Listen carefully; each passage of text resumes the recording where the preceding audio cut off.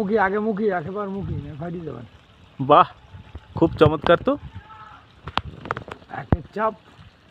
বাহ, শব্দ শব্দ উঠে গেলে ভাববেন যে একেবারে আবুল ভাই তো খটাস তো করলো না, খটাস করবে। বাহ বাহ বাহ। এইবার দাঁত দেয় ওইটা ধরে একটা চাপ দাও, দাঁত দে। হ্যাঁ, ডাবল কানেক্টর হবে, ডাবল গ্রাউন্ডিংও হবে, ডাবল গ্রাউন্ডিংও দেবেন, ডাবল ডট গ্রাউন্ডিং। আর এখানেও দেবেন ডাবল কানেক্টর।